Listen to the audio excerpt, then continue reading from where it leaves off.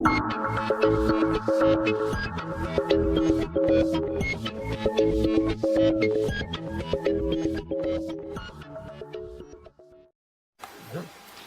आपने आपके वक्तव्य में आया था कि एजुकेटर्स को मानसिक श्रम हो जाता है इधर आके, ठीक है, आया था?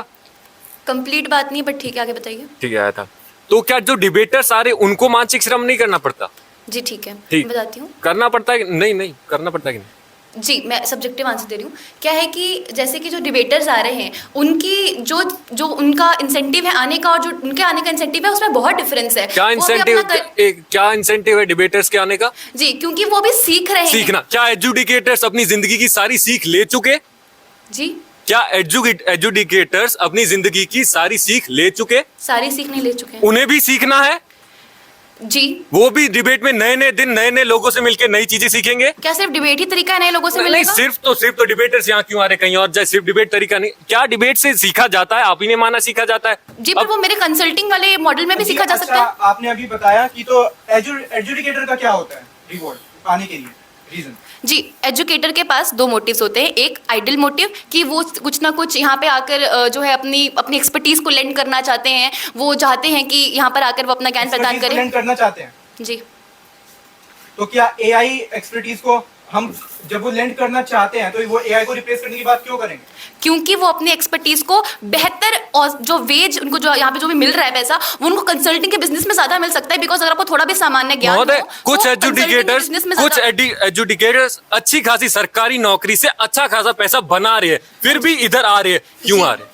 जी, बिकॉज वो उनका जो है वो उनका साइड हसल है, ना कि वो उनका मेन साइड हसल। 2000 रुपए जो आदमी महीने के 70-80 हजार कमा रहा है, वो 2000 रुपए के लिए इतनी माताबोड़ी करेगा? देखिए, ये उनका व्यक्तिगत 2000 रुपए के लिए, ठीक है। जी जी, ठीक है महोदय,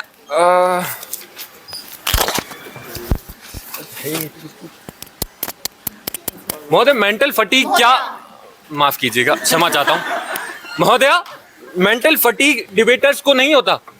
जी होता, हो गया, ठीक है। आपने रेपुटेशन लॉस की बात करी थी जी।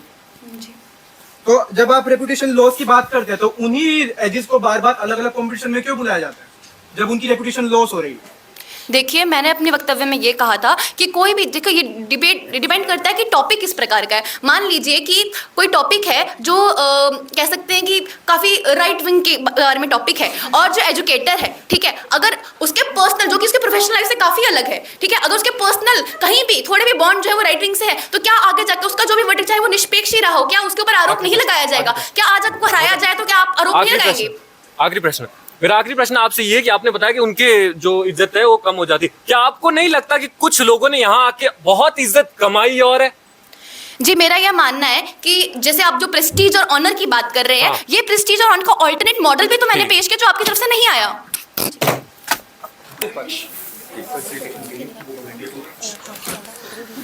महोदय, आपके लिए एज एजुकेटर क्या ये जरूरी नहीं है कि डिबेट्स की क्वालिटी अच्छी हो?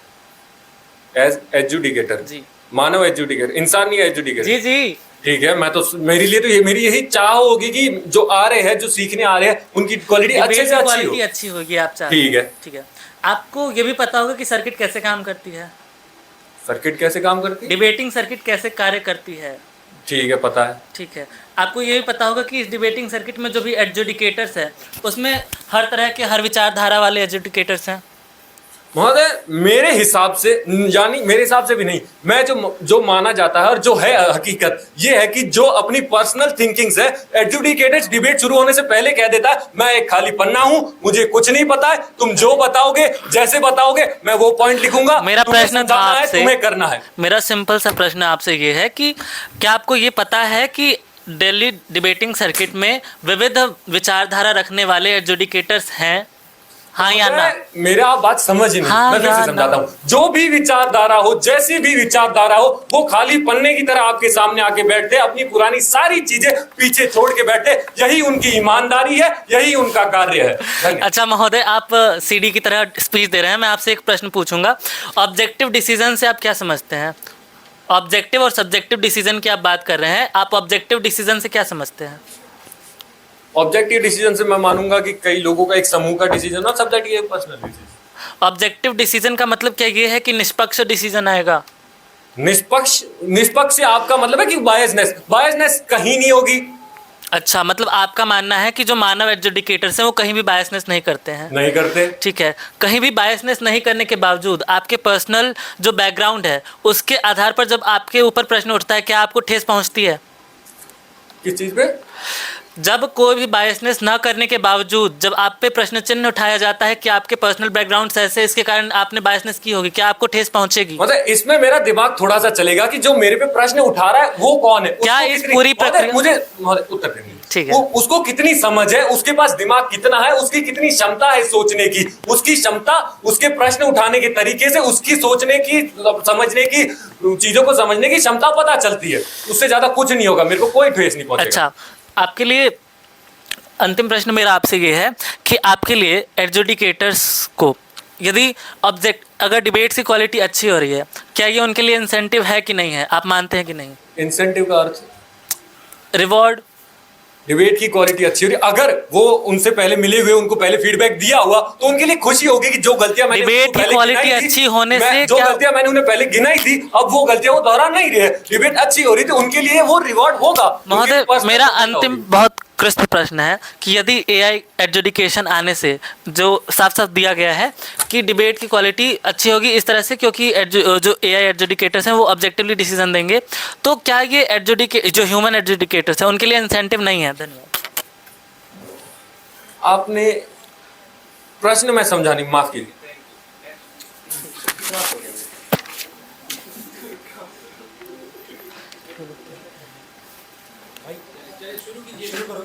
कुछ भी पूछ लिया महोदय या कौन है? महोदय ही महोदय ये प्रश्न- पूछो जल्दी पूछो। महोदय, मेरा प्रश्न आपसे ये है, आप जो कंसल्टेंट बिठाने वाले हो, वो उधर बैठेगा, वो फीडबैक के बाद के सारे काम करेगा, वो सिर्फ वो नहीं करेगा, वो सिर्फ वर्डिक्ट नहीं देगा और सिर्फ फीडबैक नहीं देगा। आपने ये कहा। कंसल्टेंसी वाला जो मॉडल है आप वो समझना चाह रहे हैं, तो मैं आपको समझा दूं कि जब डिबेट्स होती है पार्लियामेंट्री डिबेट्स, तो एआई जो है उसमें वर्डिक्ट देगा, फीडबैक देगा। अब यदि जो पार्टिसिपेंट्स हैं कंसल्टेंसी वाले मॉडल में ये होगा कि जो पार्टिसिपेंट्स हैं यदि वो सीखना चाहें कि हमें इस तरह का निर्णय यदि नहीं चाहिए था, हमें अगर अपने पक्ष में निर्णय चाहिए था तो हमें क्या क्या करना चाहिए था, वो भले ही क्या AI वो ने दे रखा है। कंसल्टेंट हर समय मौजूद होगा डिबेट के? क्या जो कंसल्टेंट आदमी है जो हर समय साथी होगा ना डिबेट के, ये जब डिबेट हो रही होगी वहीं आपने- मौजूद।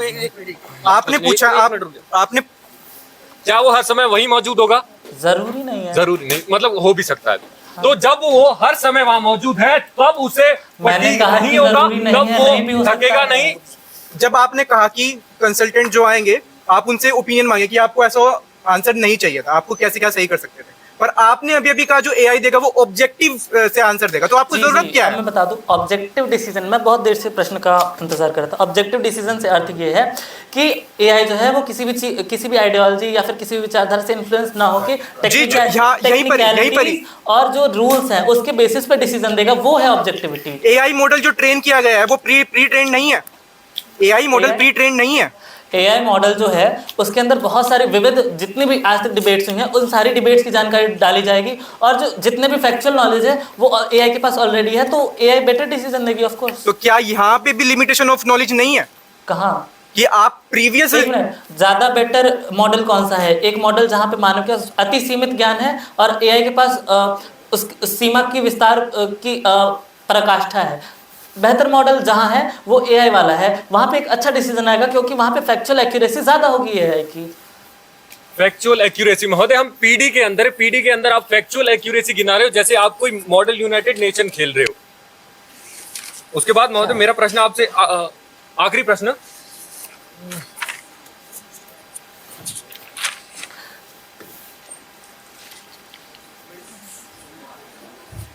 मैं ही पूछ लूँ क्या प्रश्न?